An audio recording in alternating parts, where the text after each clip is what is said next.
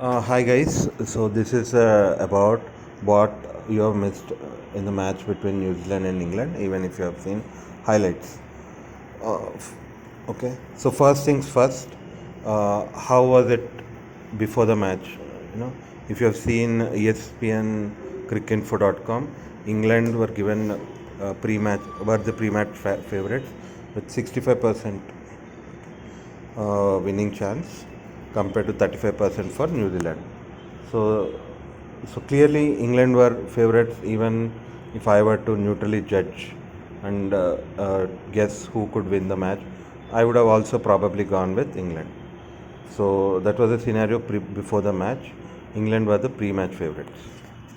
So, what were New Zealand not having before the match? New Zealand were missing two sure shot starters in Williamson and Saudi. Both were injured and not available for the match. Ferguson also is missing through injury, but his selection is not always guaranteed. Sometimes he's in, sometimes not. They depend depending on the conditions. But surely Williamson and Saudi were almost guaranteed a spot in the squad in the team. Yeah. About the role of Matt Henry here. He picked up three important wickets and at regular intervals too. Very useful for the captain. He picked up David Milan at 1 for 40 when England were looking to have had a good start, solid start in the beginning. And then also second time when he came, he picked up Butler at fifth wicket for 188. Even here, England were again looking dangerous. Joe Root and Butler were having a very good partnership. And later in the innings for Sam Curran, ninth wicket for two at 252. And they said until this point, England were always looking dangerous. They were about to score 300 plus. We all know about England. England has the biggest and the strongest tail, we can say. Even the 11th batsman can bat. Abdul Rashid also can bat.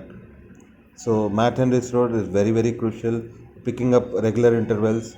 There, England were never allowed to score very freely. Next, we need to talk of role of Mitch Santner and Glenn Phillips. Mitch Santner with his 37 for 2 and no boundaries considered with a very good economic rate always kept pressure on England scoring.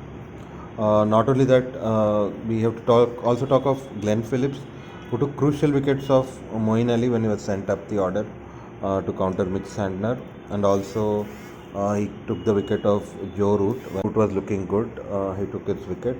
If we have seen for the first 2 overs, his economic rate was very very good. Glenn Phillips was so. These two spinners did not give any freedom to England. That was one reason for their victory. Next, we need to talk about England's expectation. It was always looking like England were about to hit 350 runs, at least until their eighth wicket has fallen. Their mainstay in this match was Joe Root, who fell at 221 runs in the 41st over. But always, because of the England's tail, it was always looking like they would easily get 350 runs or so. It's not 350, at least 330 at least. But that didn't happen due to continuous fall of wickets all the while. Next, what is there to talk about Conway and Rachin Ravindra's partnership? Everybody talks about them. It was truly unspeakable and undescribable. I have to say, it was super partnership from these two guys.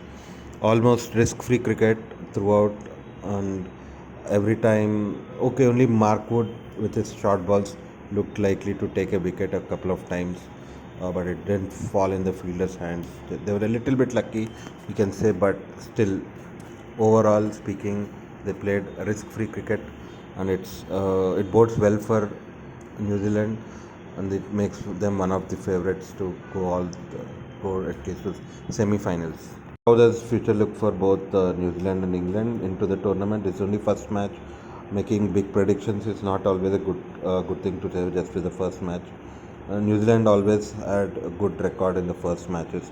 They always last time, if we have seen the last T20 World Cup, they have beaten Australia.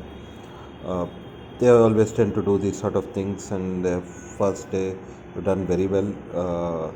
And but the biggest asset and The greatest thing about this particular time is they have really solid batters, not taking too many risks for hitting those runs, and they have a middle order which can actually play spin.